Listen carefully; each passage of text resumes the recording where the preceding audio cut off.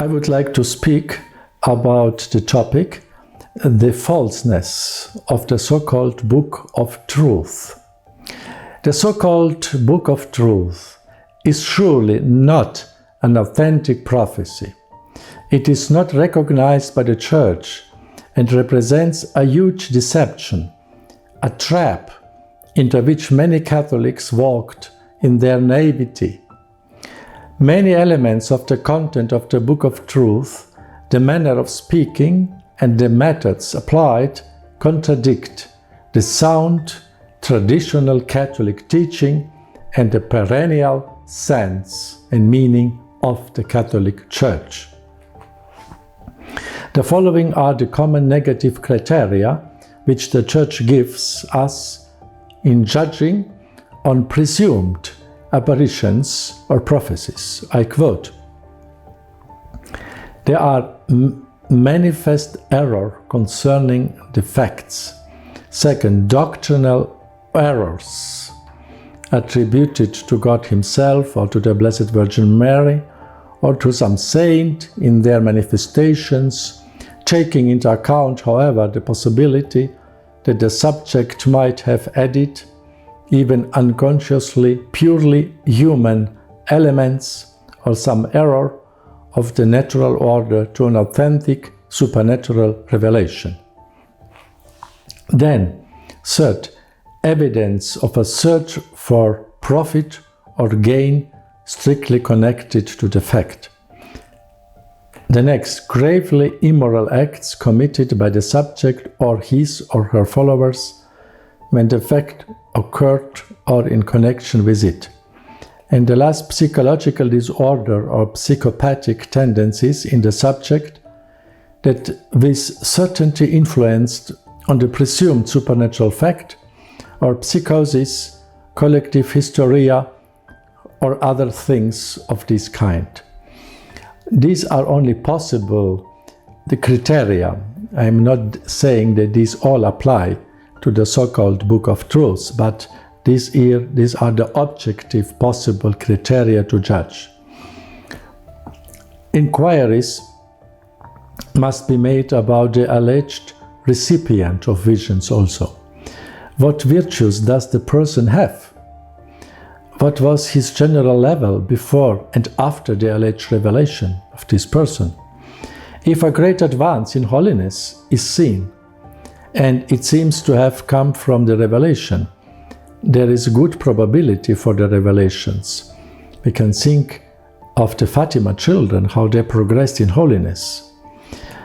One must watch out for the work of Satan also. He may really promote good things for a while, provided that in the long run he gains. Some revelations and apparitions seem to have good fruits, yet were then later discovered as being evidently false. St. Margaret Mary was told by our Lord, I quote, "Listen, my daughter, and do not lightly believe and trust every spirit, for Satan is angry and will try to deceive you. So do nothing without the approval of those who guide you.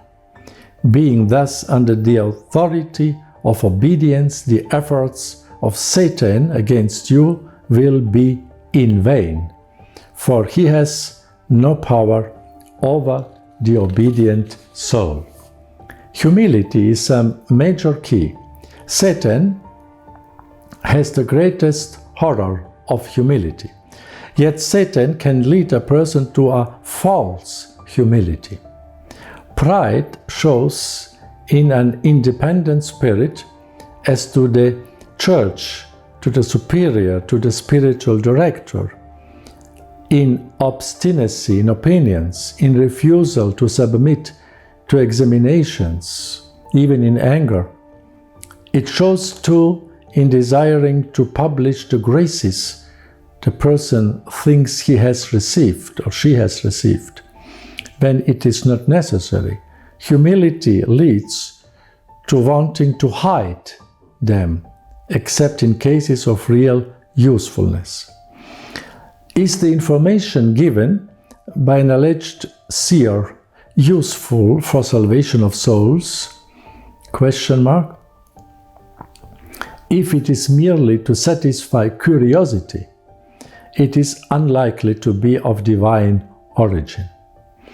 Some seeming seers act like mediums, give information on diseases, on political events, and so on.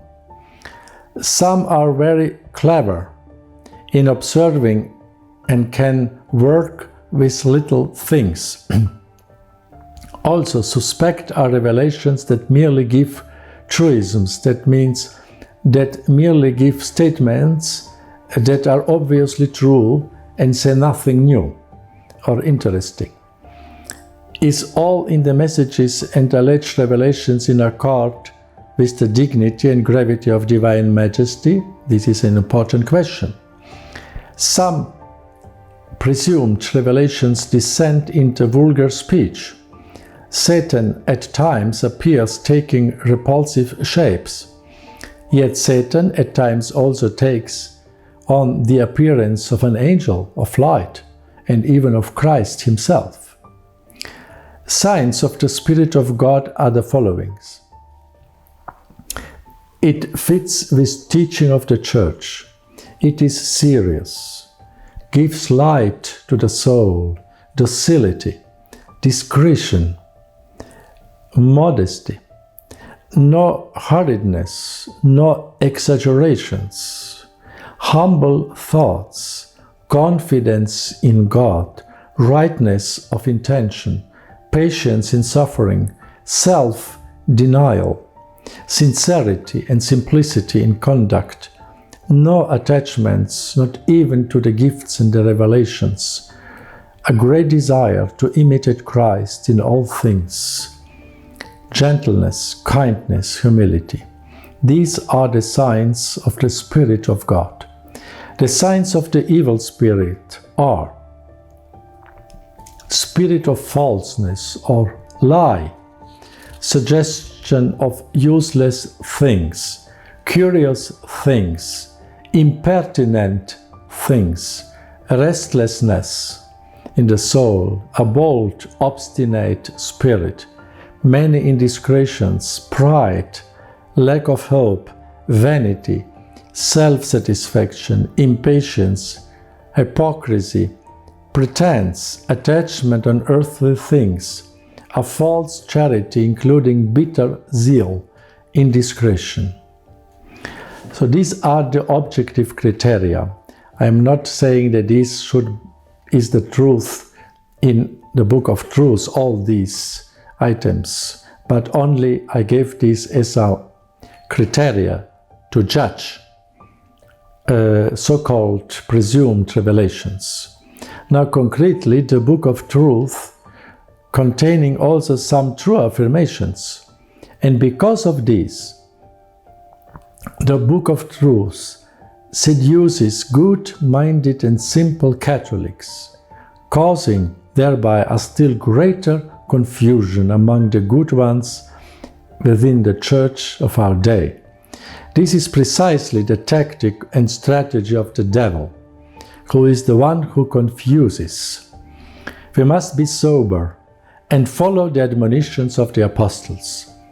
I quote second letter of Peter 2:1. False prophets also arose among the people, just as there will be false teachers among you.